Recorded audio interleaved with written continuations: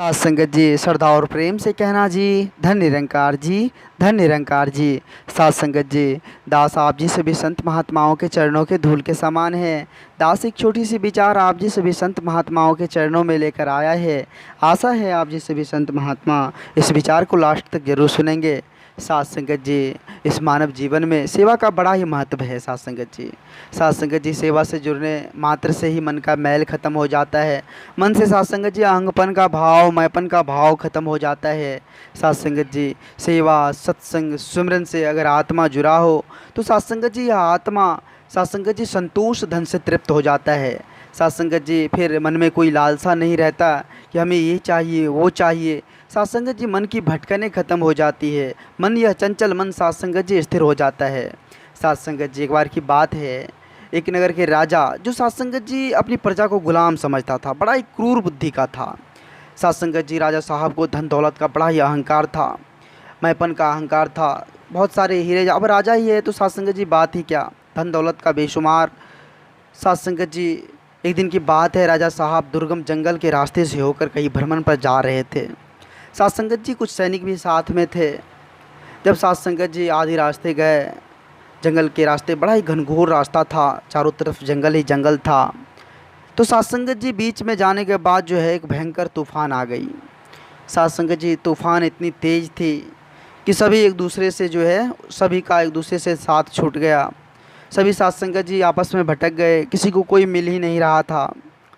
सात संगत जी अब करे तो करे क्या, तूफ़ान धीरे धीरे ख़त्म हुई। सात संगत जी जो सैनिक था वो राजा साहब को ढूंढने लगे कि राजा साहब कहाँ चले गए।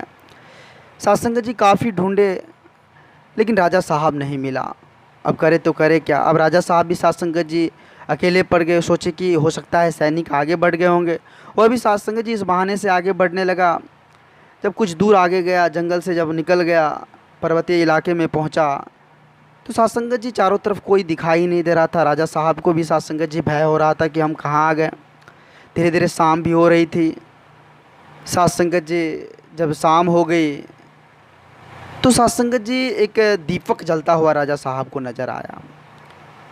सात संगत जी, राजा साहब के दिमाग में आया कि हो सकता है कोई इंसान होगा, वहीं जाकर उनसे मदद मांगा जाए। सात संगत जी गए वहाँ तो देखे कि एक महात्मा जी कुटिया में बैठकर विचार कर रहे हैं। सात संगत जी, महात्मा जी जैसे ही राजा साहब को देखे तो पहचान गए। बोले, राजा साहब आप इतनी रात को यहाँ? तो सारी आप बीती राजा साहब ने उनको सुनाए। सात संगत जी, महात्मा जी ने उनका स्वागत किया, अच्छे से खाना बनाकर उसको खिलाएं।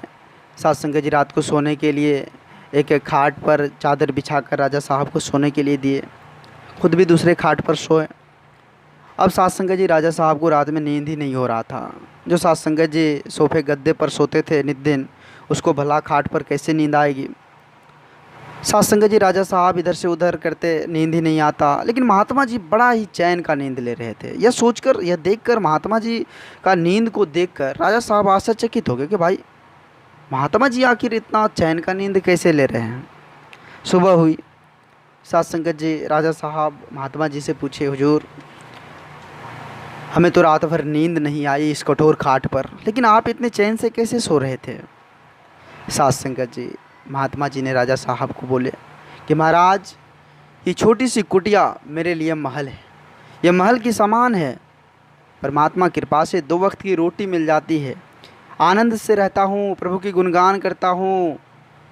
मुझे कभी एहसास नहीं होता कि मैं कठोर खाट पर सो रहा हूँ।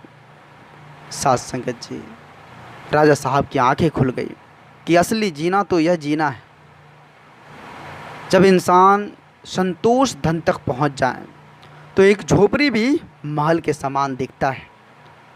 सात संगत जी, अगर मन से अहंगपन का भाव, मैंपन का भाव अगर ख़त्म हो जाए, निस्वार्थ जीवन हो जाए, तो सात संगत जी इस जीवन में खुशियाँ ही खुशियाँ रहती है। नहीं तो सात संगत जी, धन दौलत रहते हुए भी अगर खुशियाँ ना हो तो वह धन दौलत किसी काम का नहीं रहता। हम महल में ही सो रहे हैं लेकिन चैन से नहीं सो रहे हैं, तो सात संगत जी वह महल किस काम का। इससे अच्छा तो वो कुटिया ही सही जिसमें हम सात संगत जी चैन से सो रहे हैं। सात संगत जी, राजा साहब की आंखें खुल गई। सात संगत जी वह महल लौटकर वापस सेवा से जुड़ गए, अपने राज्य के लोगों के प्रति प्रेम का भाव रखने लगे। सभी को साथ संगत जी जो भी ज़रूरत होता समय से राजा साहब अपने राज्यवासी को पहुंचाने लगे। साथ संगत जी चारों तरफ राजा साहब का गुणगान होने लगा कि राजा साहब बहुत अच्छे हैं। इनसे पहले राजा साहब का कोई गुणगान नहीं होता था। जब साथ संगत जी मन से इस आत्मा से मैंपन का भाव निकल गया, अहंपन का भाव निकल गया, तो चारों तरफ राजा साहब की चर्चा ही चर्चा हो रही थी। तो साथ संगत जी कहने का तात्पर्य है कि अगर मन से मैंपन का भाव, अहंपन का भाव, ऊंच नीच, भेदभाव, जात पात ये सारी ख़त्म हो जाए तो साथ संगत जी जीवन में एक अलग आनंद, एक अलग एहसास बना रहता है। आओ साथ संगत जी, आज समय के सतगुरु माता जी बस एक ही संदेश कि कुछ भी बनो, पहले इंसान बनो, एक को जानो, एक को मानो और सभी एक होकर प्रेम पूर्वक इस जीवन को आनंदित बनाकर जियो। साथ संगत जी आओ ऐसे सच्चे सतगुरु के चरणों में, जो साथ संगत जी चारों तरफ प्रेम, चारों तरफ साथ संगत जी भाईचारा, एकत्व का फूल बनाकर सभी को पार लगा रहे हैं। साथ संगत जी आओ ऐसे सच्चे सतगुरु के चरणों में। साथ संगत जी दास आप जिस सभी संत महात्माओं के चरणों के धूल के समान हैं।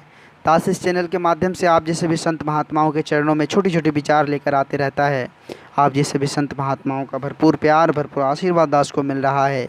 आगे भी इस तरह का लाड़ प्यार दास के साथ बनाए रखना अरदास है।